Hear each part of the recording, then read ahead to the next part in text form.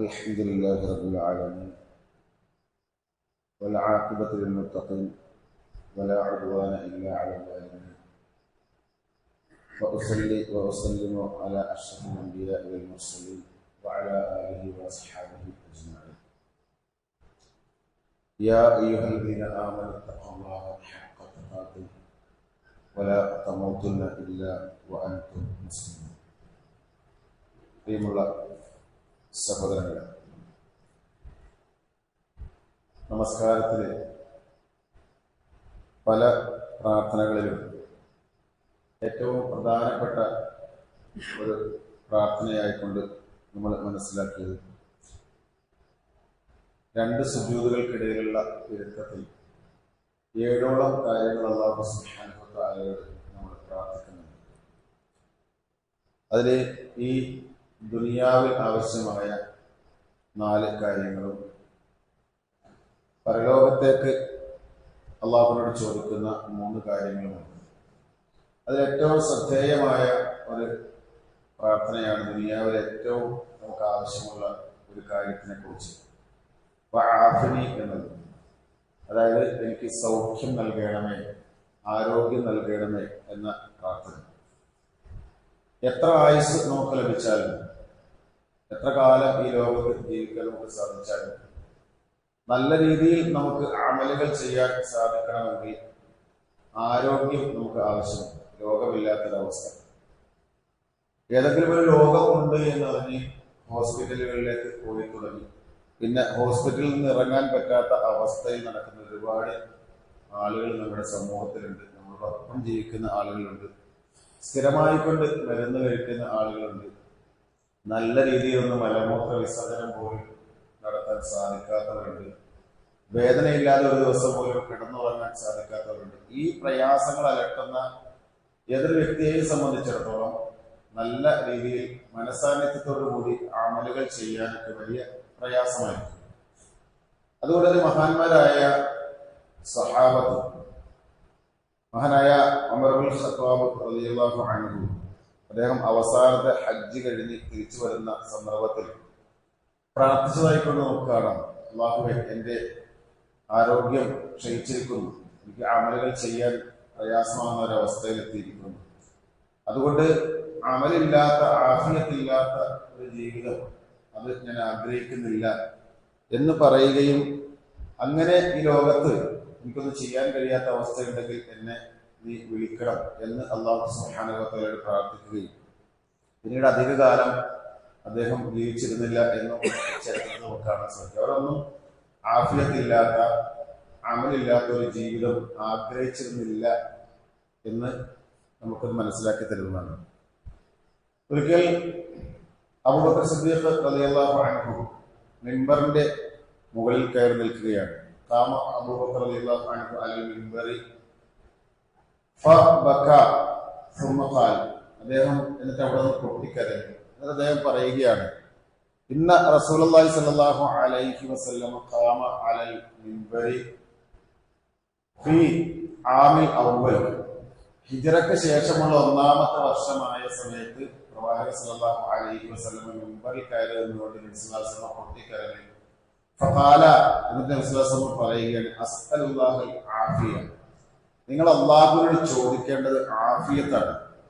അതായത് ഒരുപാട് പ്രയാസപ്പെട്ട് മക്കയിൽ നിന്ന് നാടും വീടും ഒക്കെ ഉപേക്ഷിച്ചുകൊണ്ട് മദീനയിലേക്ക് എത്തി 1 വർഷമായ സന്ദർഭത്തിലാണ് നബി സല്ലല്ലാഹു അലൈഹി വസല്ലം ഈ കാര്യം പറയുന്നത്. നിങ്ങൾ അല്ലാഹുവിനോട് ചോദിക്കേണ്ടത് ആഫിയത്താണ്, ആഫിയത്താണ് അല്ലാഹുവിനോട് ചോദിക്കേണ്ടത്. എന്നിട്ട് അദ്ദേഹം പറയുകയാണ്, ലം യുഅത അഹദുൻ, ഒരു മനുഷ്യനും നൽകപ്പെട്ടിട്ടില്ല, ബഅദൽ യഖീനി ഖൈറൻ, യഖീന് ലഭിച്ചതിന് ശേഷം നൽകപ്പെട്ടിട്ടില്ല അൽ ആഫിയ, യഖീന് ശേഷം നൽകപ്പെട്ട ഉത്തമമായ കാര്യങ്ങളിൽ ഏറ്റവും ഉത്തമമായതാണ് അൽ ആഫിയ.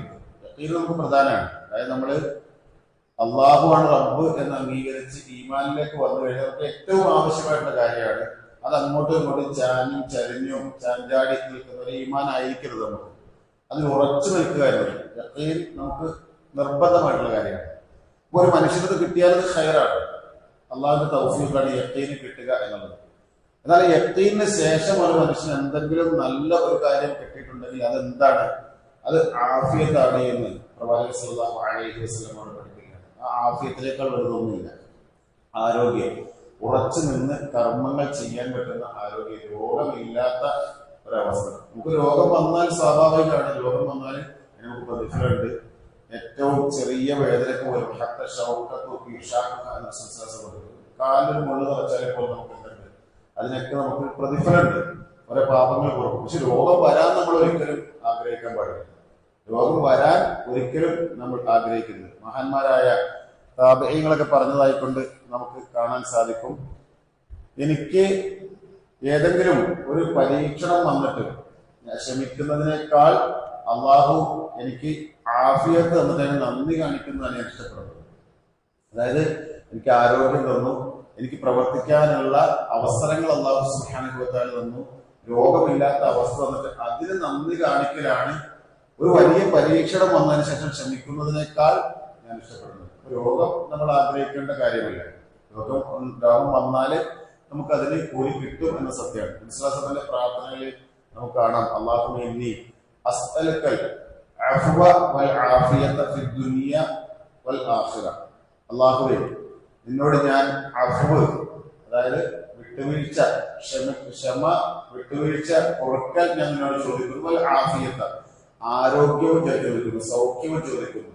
എവിടെയൊക്കെ? ദുനിയ വൽ ആഖിറ. ഈ ദുനിയാവിൽ ആരോഗ്യം വേണം, പരലോകത്ത് അതിൻ്റെതായിട്ടുള്ള സൗഖ്യത്തോടു കൂടി ജീവിക്കാനുള്ള സൗഭാഗ്യം തന്നെ എന്നോട് ചോദിക്കുന്നു. പിന്നെ പറഞ്ഞു, അല്ലാഹുമ്മ ഇന്നി അസ്അലുക്കൽ അഫ്വ വൽ ആഫിയത ഫി ദീനി വ ദുനിയായ. എന്റെ ദീനിന്റെ കാര്യത്തിലും ദുനിയാവിന്റെ കാര്യത്തിലും എനിക്ക് എന്ത് വേണം? സൗഖ്യം വേണം, ആരോഗ്യം വേണം. ദീനിന്റെ കാര്യത്തിൽ നമുക്ക് ആരോഗ്യം വേണം, നമുക്ക് സൗഖ്യം വേണം. അതായത് ദീനീപരമായിട്ടുള്ള കാര്യങ്ങൾ ചെയ്യണമെങ്കിൽ ഒരു കിടപ്പായ മനുഷ്യന് എത്രത്തോളം ചെയ്യാൻ സാധിക്കും? ഈ ഹോസ്പിറ്റലിൽ നിന്ന് വരാൻ പറ്റാതെ ഇറങ്ങാൻ സാധിക്കാതെ നിൽക്കുന്ന ആളുകൾക്ക് എത്ര അമല് ചെയ്യാൻ സാധിക്കും? ഒഴിഞ്ഞിരിക്കുന്ന ആരോഗ്യമുള്ളവരെ സംബന്ധിച്ചിടത്തോളം ഒരുപാട് അമലുകൾ ചെയ്യാൻ നമുക്ക് സാധിക്കും. ഇത് പ്രവാചകന്മാരുടെ ചരിത്രം മുതൽ അല്ലാഹു സുബ്ഹാനഹു വ തആല ആരോഗ്യത്തിനെ കുറിച്ചും അതുപോലെ തന്നെ അവരുടെ ആയുസിനെ കുറിച്ചൊക്കെ എടുത്ത് നമ്മൾ പറഞ്ഞ് പഠിപ്പിക്കുന്ന കാര്യമാണ്. അപ്പൊ അതൊരു വലിയ അനുഗ്രഹമാണ്.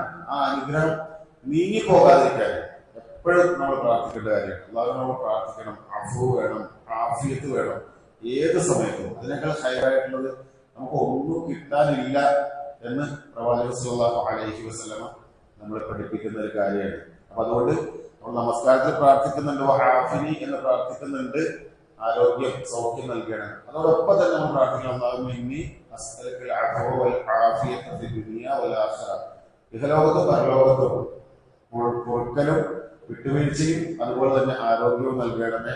അല്ലാഹുമ്മ ഇന്നി അസ്അലുക്കൽ അഫ്വ വൽ ആഫിയത ഫി ദീനി വ ദുനിയായ. എന്റെ ദീനിന്റെ കാര്യത്തിലും ദുനിയാവിലെ മറ്റു കാര്യത്തിലും ഒക്കെ ആഫിയത്ത് തരയണമേ എന്ന് അല്ലാഹു സുബ്ഹാനഹു വ തആലയോട് പ്രാർത്ഥിക്കാൻ നമുക്ക് സാധിക്കണം. അല്ലാഹു റബ്ബുൽ ആലമീൻ നമുക്ക് രോഗമില്ലാത്ത, പ്രയാസമില്ലാത്ത ഒരു അവസ്ഥ നമുക്ക് ഏവർക്കും പ്രദാനം ചെയ്യുമാറാകട്ടെ. ആരോഗ്യത്തോടൊപ്പം ആ അമലുകൾ ചെയ്യാനുള്ള സൗഭാഗ്യം അല്ലാഹു സുബ്ഹാനഹു വ തആല ഏവർക്കും പ്രദാനം ചെയ്യുമാറാകട്ടെ. റബ്ബന തഖബ്ബൽ മിന്നാ ഇന്നക അൻത സമീഉൽ അലീം വതുബ് അലൈനാ ഇന്നക അൻത തവ്വാബുർ റഹീം.